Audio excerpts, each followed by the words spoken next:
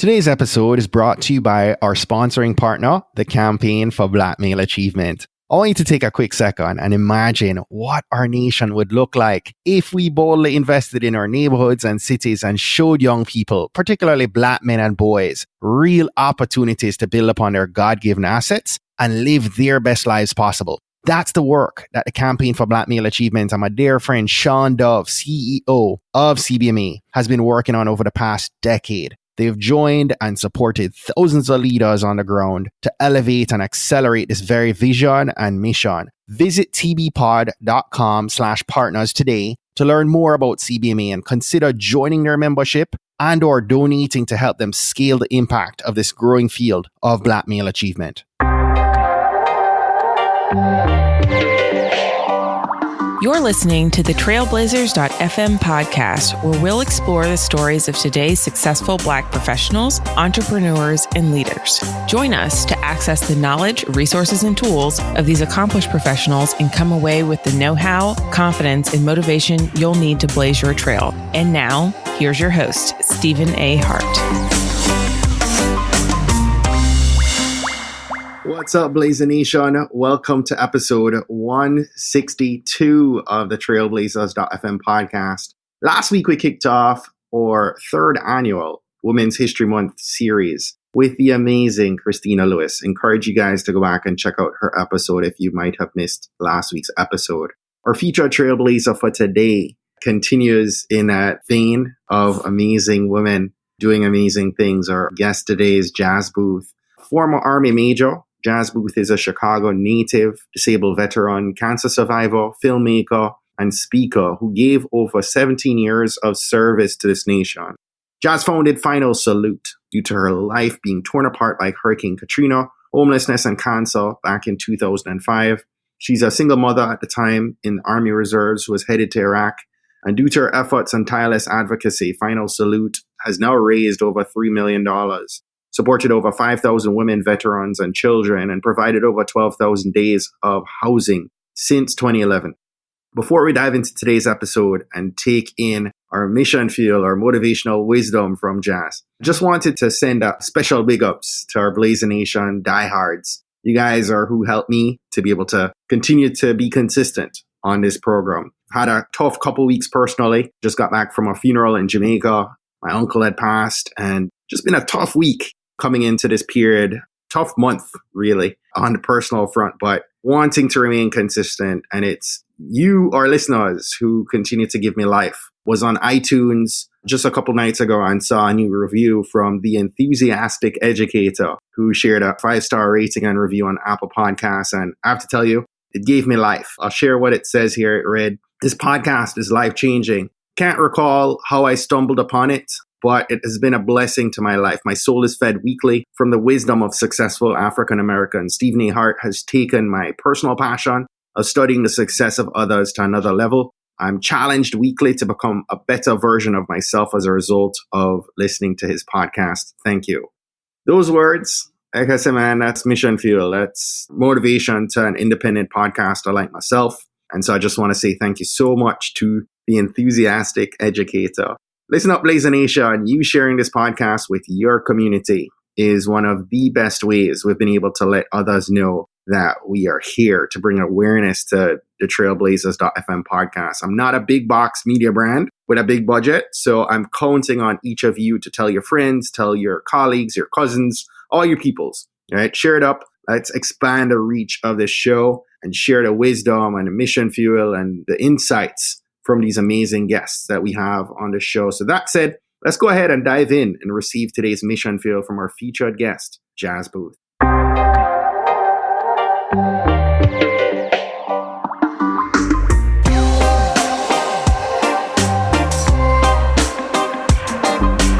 Jas, welcome and thank you so much for being our featured Trailblazer. Oh, thank you for the opportunity. Hope you keep it warm. Jamaicans don't like this kind of weather at this time of the year, but no, you're right. I'm putting and up. My mother-in-law is, and my husband are native Jamaican, so yeah, they're roughing it right now. Yes. Let me ask you, we love to start our episodes off from a place of gratitude, and wanted to ask maybe what's an unexpected opportunity or a blessing that you're grateful for right now? I'm grateful for the work that I'm able to do in the nonprofit community. Of course, we had a lot of people affected by the government shutdown, and I'm grateful that we were able to help, some Coast Guardians, the family, and, keep them in their house, keep them fed, and just, keep them with a peace of mind, during this difficult time. Yes, very important point there. Let's talk about your backstory a bit. I read or listened to some of your other content out there, and I think you grew up in Chicago, right? Yeah, born and raised in Chicago. Yeah. Wow. How do you describe yourself? I have an 8-year-old daughter right now who I watch her journey through this point in time. And as I was kind of reflecting and preparing for this interview, I was wondering how you describe yourself, maybe prior to high school, right? Were you into the arts? Were you more into sports? Were you reserved or outgoing? Yeah, I was definitely into sports. It wasn't, for the people of my age group that can remember good times. Yes. I was born and raised in the Caprini Green Housing Project. So when you saw good times coming on, those were those actual buildings. So, wow. I was born and raised in poverty, but, as a child, I always knew that there was something bigger out there. There was something different out there. I used sports as an outlet, but I always knew that, once I was able to make decisions and make a positive difference in my life, that I would create more opportunities for myself. What's your favorite sport? Basketball is my favorite sport. Yes. Oddly enough, that's my daughter just walked in the house from basketball practice and is a lover of basketball. I try to tilt towards soccer, but she's all basketball. Yeah, I was really tall for my age. I stopped growing at about 6 feet. I actually got a basketball scholarship to college, and that's how I paid for my education. So, yeah, I always tell people, have a hustle. And for me, as a, youth, basketball was my hustle to get to the next level. Wow. Let me ask you, was your family in the military, or what was the inspiration? I was trying to figure out if you had a background there. No? Okay. Yeah, no, so I didn't have any family in the military, especially in the immediate family, but my aunt was married to a military man, and over the summers, I would go and visit her at Fort Leonard Wood, and I would always be fascinated about the soldiers, doing information, doing PT, and I was like, that looks really cool. And playing basketball, I've always been a team-oriented type person, so the military just seems like a natural fit. At what point did you actually make that connection and see the military as a solution and maybe a possible career path? So I actually went to college for television and radio broadcasting. I wanted to be an on-air news anchor. Really? But once I did a sports internship, and I saw myself on the sidelines, giving interviews to, various sports players and things like that. And once I got out and went for my first job at a television station, they were like, this is like back in the 90s. And they were like, yeah, you've got experience, you got education, but you're way too tall. You're taller than most men, and you won't look good on camera because of your height. I was like, what? Yeah. I wish someone would have told me that, 4 years ago. But yeah, so back in that time, even for women, the shorter, petite women is who they wanted on camera, because they wanted the women to have to lift up the microphone to rise up to talk to men. And it was crazy, but I was just like, wow, who knew? Wow. Interesting, because, we're talking, this episode actually airs in Women's History Month, right? And I love your platform. I love all that you're doing, and kind of wanted to shift and talk a bit about Final Salute, but I'm probably going to break mold and structure of a typical Trailblazer interview. And that should be fine because we're trailblazers, right? We blaze a new path. But in all seriousness, I spent some time listening to and learning about your story. And Jas, I learned so much. There's so much gems, so much wisdom that I pulled away from your journey from the bottom, right? And I think if we're going to impart wisdom to our community, I think we kind of need to share your story from there. And so I wanted to invite you to maybe talk a bit about, leading up to that point, your time in the military, leading up to your preparation for deployment and your diagnosis, and what really transpired in that valley that you went through.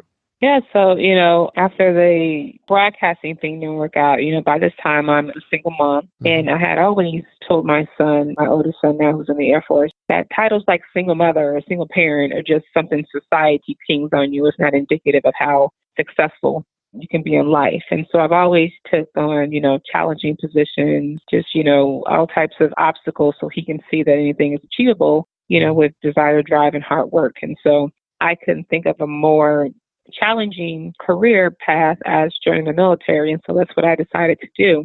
My oldest son was a great kid. He always understood, why mom had to be gone and, how this benefits us in the long run. And he never gave me any issues. My 8-year-old is a whole different type of kid. The babies are always spoiled. But yeah, and so, as a woman in the military, early on, there were a few leadership positions or opportunities for you to lead troops. And so when 2005 rolled around, I was given the opportunity to lead a platoon of soldiers, a postal platoon, but that leadership was going to have to happen in Iraq. I'm excited and nervous at the same time. Nervous because I don't want to, leave my kid behind, but he knows how important mom's job is. And, I was happy because, wow, I'm actually going to be able to, as a young lieutenant and a female officer, lead troops, which is a lot of our dreams. We want to lead troops because it shows you, your mettle, what you're made of, and then the mark that you'll be able to leave on these young troops. But unfortunately, I did make it to Iraq. And also, I will tell you, as a woman in a leadership position, you don't get to have a bad day, but I'll get to that in one second. So before I got ready to go to Iraq, I had just got stationed on naval support activity in New Orleans. So in August, when we were training, is when Hurricane Katrina hit. And that's basically when me and a lot of my troops learned that we had lost everything we owned. Luckily for me, my son was in Missouri with my aunt, but there were a lot of my troops who still had, family and other homes down there that they were not able to get to salvage. Or, it was crazy when the hurricane hit because a lot of people couldn't get in touch because the telephone lines were just pretty much flooded. Yeah. So I basically, put Hurricane Katrina on the back burner because I'm like, hey, my son's safe. I can't do anything about the household items I lost, but I need to focus on my mission, which is to get these young men and women in and out of a combat zone safely. But while I was training, I didn't feel well. And that's when I pointed to earlier that when you're a woman in a leadership position, you don't get to have a bad day. And so when I was letting my leadership know I didn't feel well and I wanted to go get myself checked out, they would say things like, women aren't tough enough to lead. This is why women shouldn't be in leadership positions. And if you're not out there with the troops, wow. You're not going to be respected or you're going to get people killed. It would just went from one extreme to the next. So I said, you know what? Okay, I'm probably just training fatigued. I'm not going to, show weakness. I'm just going to keep training and push through it. Well, Hurricane Katrina actually happened to be a blessing in disguise. So once we got back from Fort McCall, Wisconsin, they gave us a 2-week pause, which is like a temporary break in training, so people can contact their family members, make sure everybody's safe, and salvage any goods they could. I already knew that my stuff was a total loss. And so I said, you know what? I'm going to go take the time to get a checkup. And that's what I did. Turns out I had an aggressive head, neck, and throat cancer, and I was in stage 2, stage 3. And it just kind of, startled me. And because it's like, had Hurricane Katrina not happened, I would have deployed into Iraq, probably gotten sicker, and there's no telling, where I would have been by the time I got back, or even if I would have made it back. But I wasn't treated properly, fairly, and supported, strictly because of my gender, which again led me into my nonprofit work. But I was then, from there, I was sent down to Brooke Army Medical Center in San Antonio, Texas, where I was treated. I had 6 months, I had 2 surgeries and 30 cycles of radiation. And luckily, my cancer did respond to the radiation, and I was, given a clean bill of health, but I was cancer-free. But within a 24-hour period from being released from the military, I went from being a soldier to being a homeless veteran. Didn't have a home or job to go back to because of Hurricane Katrina, so I basically called my aunt and asked her if I could come sleep on her couch. I was told by my military leadership to, hey, go to the VA and get services because it's for veterans go after they leave the military. I went to the VA and asked them for supportive housing, and they basically told me that it didn't exist for women and that I needed to go get on welfare and food stamps like other women with illegitimate children. Wow. That is what I was told. And so, yeah, I ended up sleeping on my aunt's couch. Jess, first off, I heard you share this before, and I commend you for being able to be brave enough to share the story as you share your platform, because I'm sure as much time has passed and as many times as you've had to tell it, it doesn't get easy, right? But I listened to your story and you lost your home, which is an incredibly difficult period. For anyone that has had to weather a hurricane or weather natural disaster, that's really, really difficult. But you also battled cancer and you overcame that. And you battled, I think, a big challenge with your identity and your career as a soldier and a leader, and having to part ways with that. And I try as best I could to process that, being in that dark valley. I've had a dark valley, nothing like that. But what was the battle that you had with being a mom? Like, you touched on wanting to be this source of strength for your son. What was his reaction to much of this? Well, I will tell you, he was actually my light at the end of the tunnel. Because at that particular time, once I became homeless and sleeping on my aunt's couch, I felt 100% defeated. I felt useless. I felt thrown away. And every morning before he went to school, he would come in there, give me a big hug and a kiss and say, okay, Mom, today's going to be a better day. And every day he would say that. And, one day he just said, you get through this, you're the strongest person I know. And I just feel like I was being like the biggest hypocrite ever, because here I was, throwing myself a pity party, and this kid still had so much hope in me and saw so many things in me that I didn't see in myself. And so I just felt I owed it to him, to get off that couch. And I still had a lot of life to live. I knew it wasn't going to be an easy life, but I still had a life. And so because of him, I again stopped throwing myself a pity party and then picked myself up and, got back into the fight. Lots of people listen to trailblazers and think of trailblazers and they commend the accomplishment and the success. But I'm going to acknowledge and commend you for rising off that couch and getting out to that knockout, because there's a lot of people that would have stayed down and you decided to get back up. So God bless you, son, for being that inspiration, but taking that initiative and taking that first step is huge. And I just want to pause right here and acknowledge you for that, because I know that wasn't easy, and give God thanks for being able to transition from that. So today, you're a mom, you're a wife, you are an Army veteran, and you are, the founder of a nonprofit. Walk me through the transition from kind of this point you just left us now, because I don't think Final Salute was just an immediate. What kind of happened from that point that led to Final Salute? After I got myself back on my feet, I was healthy enough to join back into the military, was doing well, got back on active duty, got promoted to captain. Wow. Everything was going well. And being a Chicago girl, Oprah was a pillar in our community. Yes. And around the 2008 timeframe, she's getting ready to transition and go off air. And so I took leave one day so I could catch one of her final shows. And it happened to be the show where she had a homeless combat veteran female type that was living out of her car.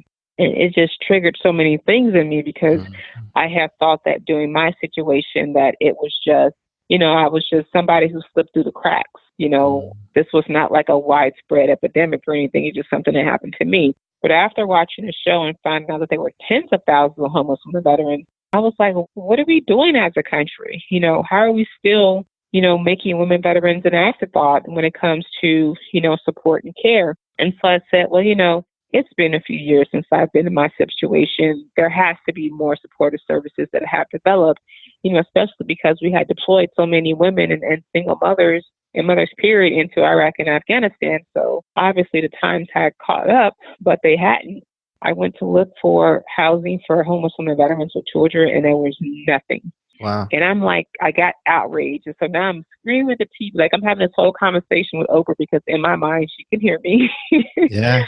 And I'm like, Oprah, why are you building schools in Africa? Why are you helping those girls? Why aren't you helping, American women veterans? And that's when I had my aha moment. And it was like, Jas, why aren't you helping American women veterans? In the military, when we have issues, they don't teach us to pass our problems off on other people and complain about it. If you can't get over a river, you make a bridge, And so I decided to make an organization that would be that bridge to fill that void for homeless women veterans and their children. And that's how Final Salute was born. Wow. And I'm going to have you, I heard some of the statistics that I think you were able to extract. And I don't know how dated this is, so I'll let you kind of update me if we need to. But I saw that metric that 3,000 homeless women veterans, right? That's what the VA reports, but obviously that number is grossly underreported, and I'll tell you why. The federal definition of homelessness does not take into account into women veterans who couch surf, which is basically what I did. You basically have to be homeless, live in a shelter or out on the street or some basically condemned building for them to acknowledge that you are in fact homeless. But that's just not an option for women with children. Right. You know, so we couch surf, go from home to home, so we are able to stay with our children and keep our children together. But the VA also derives that number from a one-day count called the point-in-time count that they do one day in January in the coldest month of the year.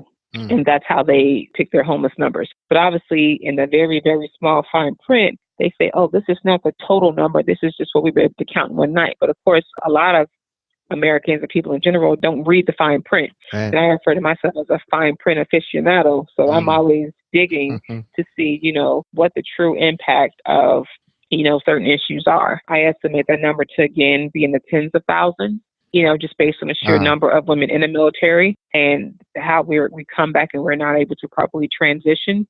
But yeah, it's even up until 2011, neither the VA or HUD even counted homeless women veterans as a homeless population. They didn't even know or that they existed or didn't even track them. That's how unimportant they were. So you can't tell me now, just in a couple of years, that, you know, you figured everything out, or these people didn't even exist to you or were not even on your radar or important enough to track just a few years ago. To expand on that, touch on this, another thing here that I heard you share is that the VA runs 500 shelters, less than 300 taking women, only 15 taking women with children. So work out the metrics, however many women that we place there, right? But a large percentage of homeless women, veteran population, have children, and less than 3% of these shelters actually accept kids.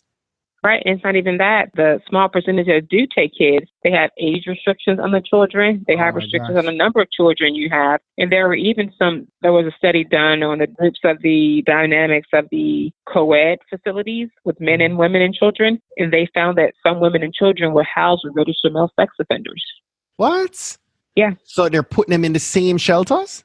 Yeah, I don't know if it was an issue of no background checks that were properly done or issue if there were just no background checks done at all. But they came from the 2011 Government Accountability Office report on that they found those things. Wow.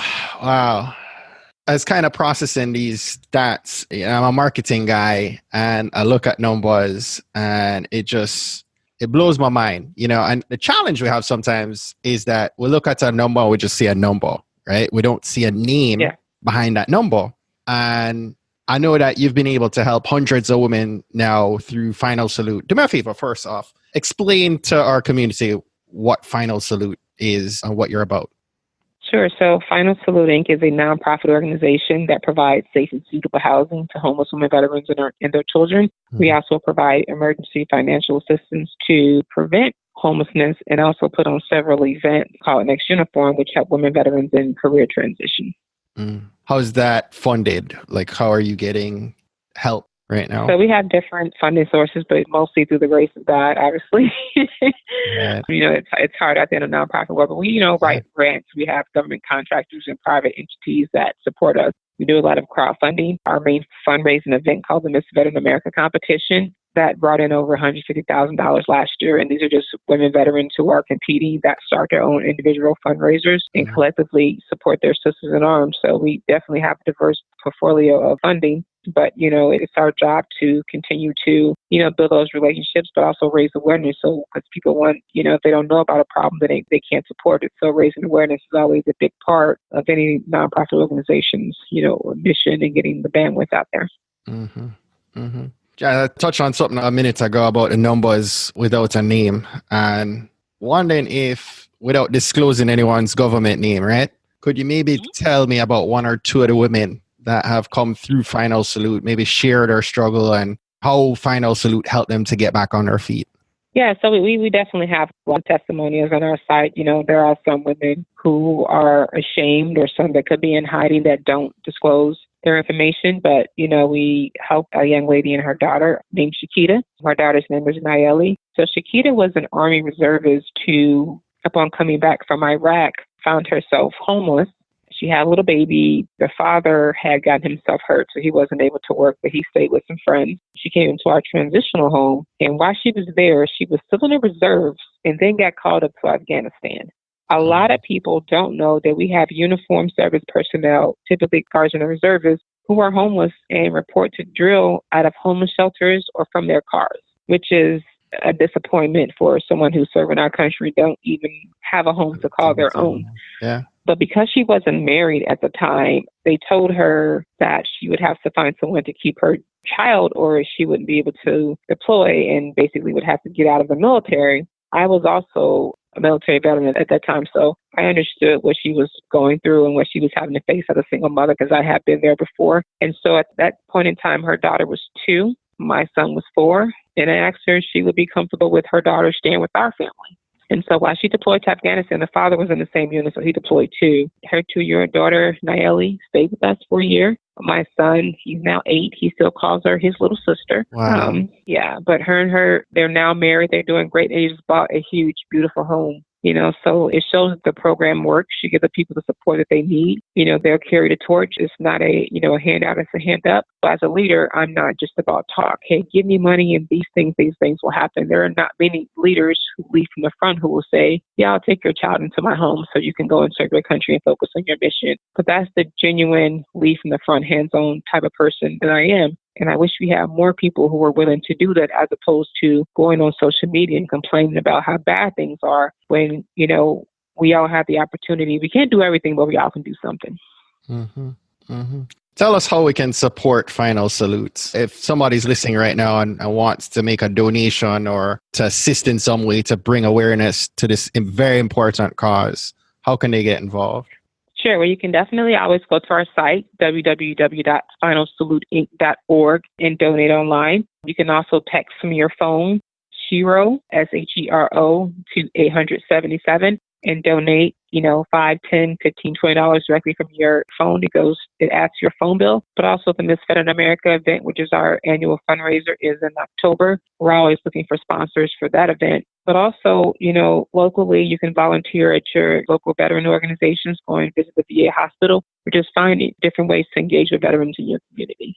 Mm-hmm. Jas, what's your advice to women out there who may be quietly dealing with this very challenge and don't know where to turn for help? Life happens to us all, whether we're ready for it or not. But just realize that your story isn't unique. You're not alone. And there are people out there and resources to support you, but you have to reach out. The one thing we are as veterans are as a proud people, we don't want people, we're afraid to tell people, that we're hurt, that we're coming up short, or that we need support. So ultimately, we have to be able to suck up that pride and reach out and say, hey, yes, I need help in order to receive it. Because, a lot of us put on a good face and a good front and just tell people we're okay and we're dying inside. So we have to have that courage and intellectual fortitude to know that even strong people need help and there's strength in asking for help. I'm going to do something I don't often do on podcasts. I'm going to commit to making a donation right now for $100. And for anyone listening, I challenge you to match my donation right now. So if you're listening, Jas has shared ways to make a donation, and I'm going to ask that you guys match me on this or, blow me out the water, right? And give what you can give to help support Final Salute. Jas, what's next for you? I know you're sharing something about an animated film. Tell us about that. Yeah, so I'm like the crazy idea lady, but I do all types of things. But, I'm a speaker. I travel nationally, sharing my story and also speaking from a leadership, perseverance perspective. But also within the last couple of years, I have been very open and vocal about my struggle with major depressive disorder. And I know a lot of us don't want to talk about mental health because of the stigma attached to it. But, that's something that I deal with. And if, sharing my story can help someone, then that's the least that I could do. But I wanted to talk about mental health and relate to people what veterans face once they leave the military. But I wanted to do it in a way that we deal with things in the military. There was a lot of comedy, a lot of jokes.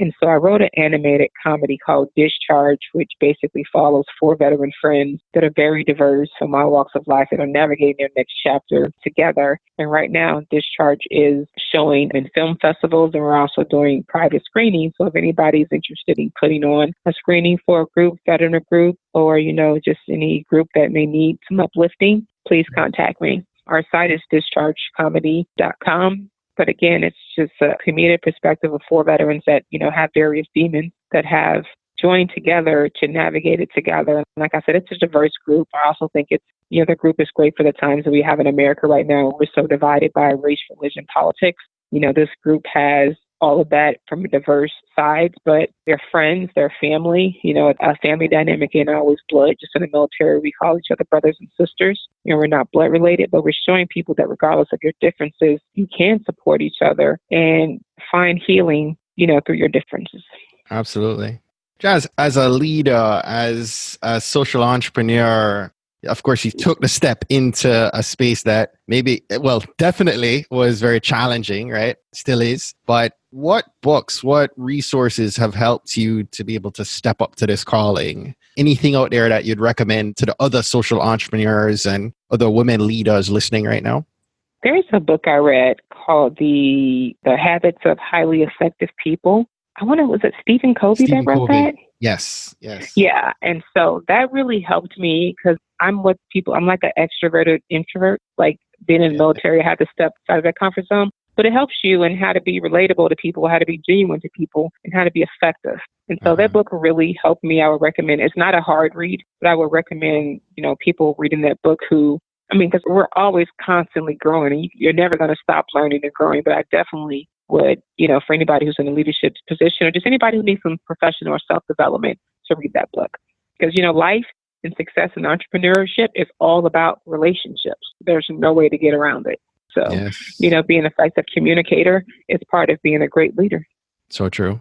Jas, I've enjoyed this conversation so much. You've been very transparent and very open, and I appreciate your story for helping a lot of people who might find themselves down to find inspiration in your journey. Because someone listening right now is in a valley and you're inspiring them to stand back up and not to receive that blow, but to stand back up and keep fighting the good fight and to take a step forward for something that you truly believe in. There's so much nuggets of wisdom that you shared in this conversation. And I have been following your journey for a while, quietly watching you through social. And I can tell everyone listening that, you're the real deal. You've been fighting the good fight. So definitely encourage everyone listening to come out and support Final Salute. And tell us one more time how we can stay connected to you and we can wrap up.